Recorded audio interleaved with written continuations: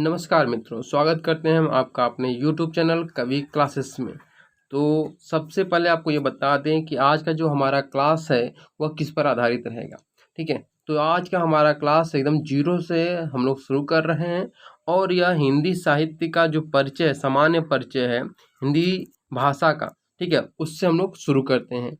और हम लोग टोटल मिला करके अपने जो एग्ज़ाम बाकी हैं 60 दिन, उसमें इसको टारगेट लेकर चल रहे हैं कि हम लोग इतने दिनों में इसको कंप्लीट करते हैं। ठीक है, तो चलिए बिना समय गंवाए अपने प्रश्न को शुरू करते हैं आज के। तो आज का जो हमारा पहला प्रश्न है वह है कि किस वर्ष में हिंदी भाषा को कार्यान्वित करने यानी स्वीकृति का प्रस्ताव था। 14 सितंबर 1949, 14 सितंबर 1950 में, 14 सितंबर 1960 में या 14 सितंबर 1964 में। किस वर्ष यहाँ पे किया गया था। देखिए सही आंसर कौन सा होगा, ऑप्शन नंबर ए, यानी कि 14 सितंबर 1949 को हिंदी भाषा को कार्यान्वित करने का प्रस्ताव था। ठीक है, अगले प्रश्न में चलते हैं। दिया है कि 14 सितंबर 1949 यानी 14 सितंबर 1949 को भारतीय संविधान सभा ने हिंदी को भारतीय संघ की कौन सी भाषा का दर्जा दिया है। ठीक है, भारतीय संविधान ने हिंदी को कौन सी जो हम लोग की भाषा उसका दर्जा दिया है। तो 4 भाषाएं दी हैं, लोक भाषा का, संपर्क भाषा का, राष्ट्रभाषा का या राजभाषा का। तो इसमें जो सही आंसर है वह है आपका ऑप्शन नंबर डी, यानी कि राजभाषा के रूप में 14 सितंबर 1949 को भारतीय संविधान ने हिंदी को भारत संघ की भाषा का दर्जा दिया था। ठीक है, अब अगले प्रश्न में चलते हैं। दिया है कि हिंदी दिवस किस तिथि को मनाया जाता है। हिंदी दिवस, यहाँ पे हिंदी दिवस कौन सा, 2 हिंदी दिवस मनाए जाते हैं, एक राष्ट्रीय और एक अंतर्राष्ट्रीय। ठीक है, तो यहाँ पे कौन से हिंदी दिवस की बात हो रही है, तो राष्ट्रीय हिंदी दिवस के रूप में मनाया जाता है। तो कौन सा डेट को मनाया जाता है, तो यहाँ पे दिया है 4 ऑप्शन, 14 अक्टूबर, 27 फरवरी, 29 दिसंबर, 14 सितंबर। तो जो सही आंसर है आपका तो वह होगा आपका ऑप्शन नंबर डी, यानी कि 14 सितंबर। ठीक है, जैसा कि मैंने बताया कि 14 सितंबर 1949 को यह लागू किया गया था इसी दिन, तो इसीलिए इसी दिन को हिंदी दिवस यानी राष्ट्रीय हिंदी दिवस के रूप में मनाया जाता है। अगले प्रश्न चलते हैं। दिया है कि हिंदी भाषा किस लिपि में लिखी जाती है। ठीक है, हिंदी भाषा किस लिपि में लिखी जाती है, देवनागरी में लिखी जाती है या ब्राह्मी में लिखी जाती है या गुरुमुखी या सौराष्ट्री। तो सही जो आंसर है वह आपका होगा गुरु यानी देवनागरी, यानी हिंदी भाषा देवनागरी लिपि में लिखी जाती है। प्रश्न नंबर 5 दिया है, हम लोग थोड़ा जल्दी करते हैं क्योंकि टाइम आपको इतना मिलता नहीं है बीएड एंट्रेंस एग्जामिनेशन में। तो संविधान के किस अनुच्छेद में हिंदी को राजभाषा तथा इसकी लिपि जो है देवनागरी को स्वीकार किया गया था। तो यहाँ पे देखिए जो सही आंसर होगा वह कौन सा होगा, 5वां का, कि संविधान के किस अनुच्छेद में हिंदी को राजभाषा और इसकी लिपि जो है उसकी देवनागरी को स्वीकार किया गया था। तो यहाँ पे जो सही आंसर है ऑप्शन नंबर सी, यानी कि 343 अनुच्छेद 343 में अपनाया गया था। अब अगले प्रश्न चलते हैं। दिया है कि संविधान के अनुच्छेद 344, संविधान का अनुच्छेद 344 ए के अनुपालन में भारत के राष्ट्रपति ने राजभाषा आयोग का गठन किया था। ठीक है, तो किस सन में किया था, 1955 में, 1960 में, 1965 या 1970 में। यूपी बीएड जो 2011 का एंट्रेंस एग्जामिनेशन हुआ था उसमें यह प्रश्न पूछा गया है। तो सही आंसर यहाँ पे जो होगा आंसर नंबर ए सही होगा। कौन सा होगा, ऑप्शन नंबर ए, यानी 1955 में ये पूछा गया था। ठीक है, अब अगले प्रश्न में चलते हैं। दिया है कि हिंदी की आदि जननी क्या है। हिंदी की आदि जननी क्या है, तो देखिए अपभ्रंश भाषा है, संस्कृत भाषा है, प्राकृत भाषा है या पाली भाषा है। तो इसमें कौन सा सही आंसर है ये आपको बताना है। ठीक है, तो देखिए यहाँ पे जो सही आंसर दिया हुआ है वह आपका होगा संस्कृत, यानी आदि भाषा जो है वह संस्कृत है। ठीक है, अगले प्रश्न में चलते हैं कि लिपि की आवश्यकता होती है। किस लिए लिपि की आवश्यकता होती है, भाषा संकेत करने में, भाषा को बोलने में, भाषा को लिखने में या तीनों करने में। तो लिपि की जो आवश्यकता होती है वह मुख्यतः भाषा को जो होता है ऑप्शन नंबर सी, यानी कि भाषा को लिखने में लिपि की आवश्यकता हम लोग को पड़ती है। अगले प्रश्न चलते हैं। दिया है कि प्रश्न नंबर 9, यानी कि यहाँ पे दिया है कि देवनागरी लिपि का सर्वप्रथम प्रयोग कहाँ हुआ था। अपभ्रंश साहित्य में, जयभट्ट के शिलालेख में, पाणिनिकृत अष्टाध्यायी में, अमीर खुसरो के पुस्तक में। तो जो सही आंसर यहाँ पे होगा ऑप्शन नंबर बी, यानी कि जयभट्ट के शिलालेखों में देवनागरी लिपि का सर्वप्रथम प्रयोग हम लोग को देखने को मिलता है। ठीक है, प्रश्न नंबर 10 दिया है कि वर्तमान हिंदी किस लिपि में लिखी जाती है। पाली लिपि में, खरोष्टी लिपि में, मंदारिन लिपि में या देवनागरी लिपि में। तो सही आंसर यहाँ पे आपका होगा ऑप्शन नंबर डी, यानी कि देवनागरी लिपि में वर्तमान हिंदी की जो लिपि है यानी देवनागरी लिपि में वर्तमान हिंदी लिखी जाती है। अब प्रश्न नंबर 11 पे आते हैं।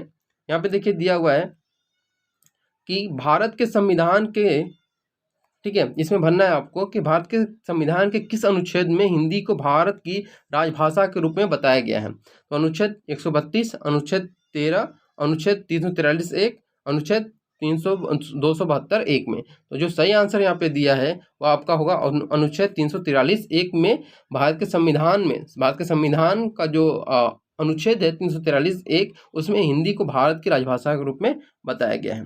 ठीक है, अगला प्रश्न दिया है कि हिंदी जो है वह किस भाषा की उत्तराधिकारिणी है, ब्रज भाषा की, देवनागरी की, संस्कृत की या अवधी की। तो यहाँ पे जो सही आंसर होगा आपका होगा ऑप्शन नंबर सी, यानी कि संस्कृत भाषा की। अगला प्रश्न दिया है कि संसार की प्रमुख भाषाओं में हिंदी का स्थान है, पहला, दूसरा, तीसरा या चौथा। तो सही आंसर है ऑप्शन नंबर सी, यानी कि तीसरा यहाँ पर स्थान है। ठीक है, अगले प्रश्न में चलते हैं। दिया है भाषा लिखने के लिए प्रयुक्त चिन्हों के व्यवस्थित रूप को क्या कहते हैं। तो यहाँ पे भाषा कहते हैं, बोली कहते हैं, व्याकरण कहते हैं या लिपि कहते हैं। तो देखिए जो सही आंसर है वह है लिपि यहाँ पर कहते हैं, यानी भाषा के जो लिखने के लिए प्रयुक्त जो चिन्हों की व्यवस्था होती है उसमें हम लोग क्या कहते हैं, लिपि कहते हैं।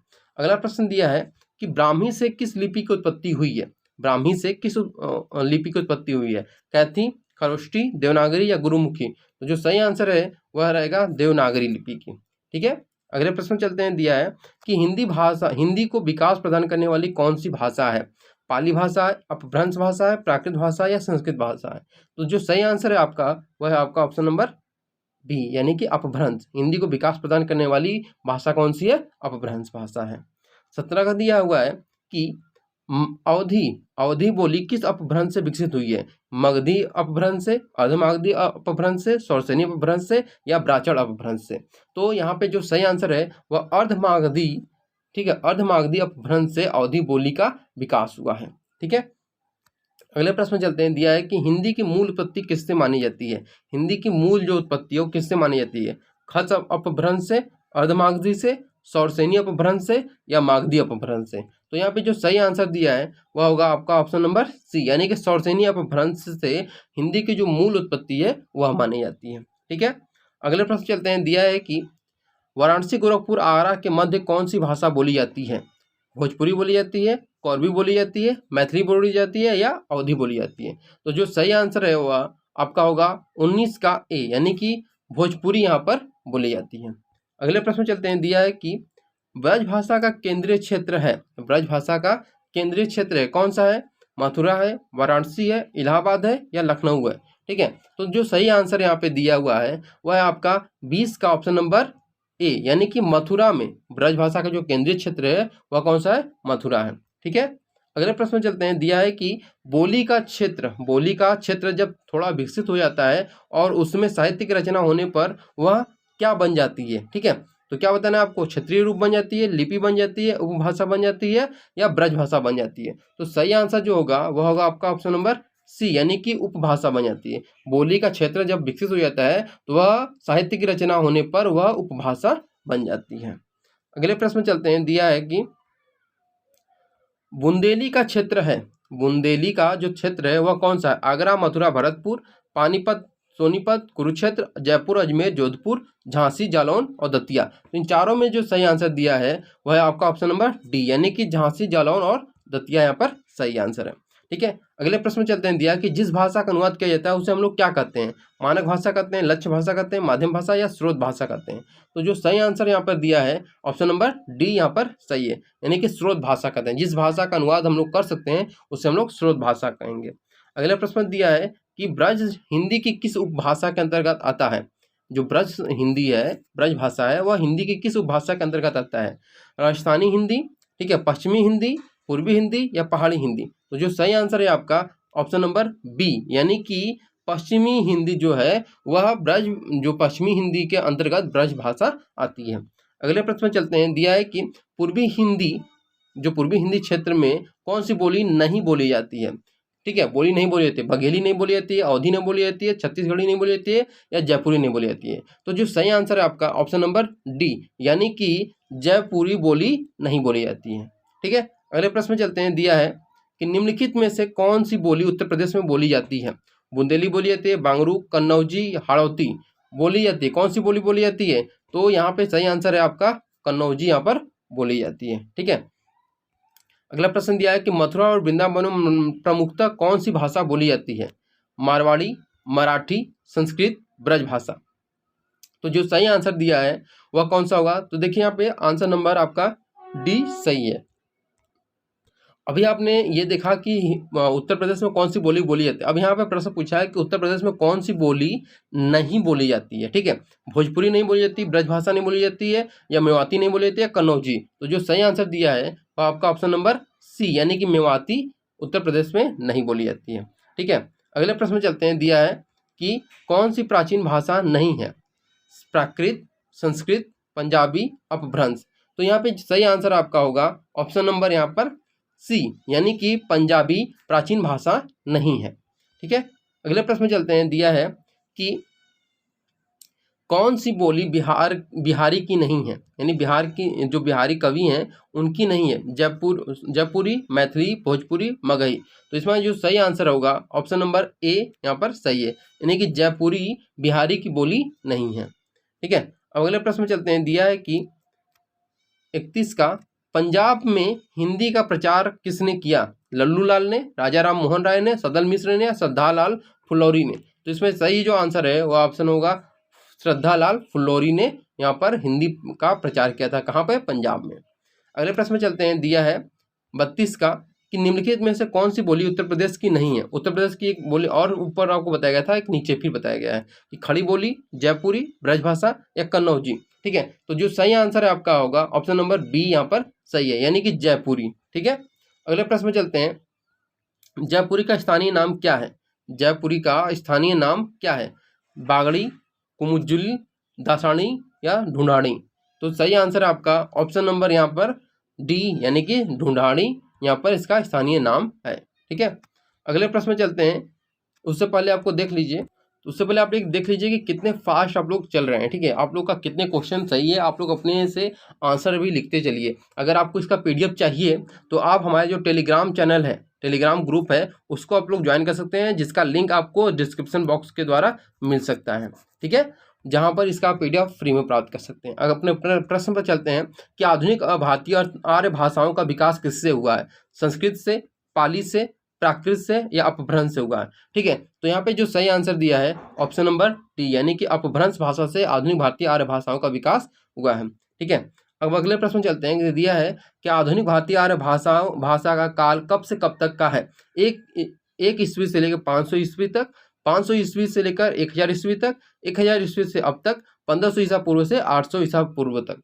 ठीक है, तो इसमें जो सही आंसर दिया है आपका ऑप्शन नंबर सी सही है, यानी कि 1000 ईस्वी तक, इस 1000 ईस्वी से लेकर अब तक ये माना जाता है।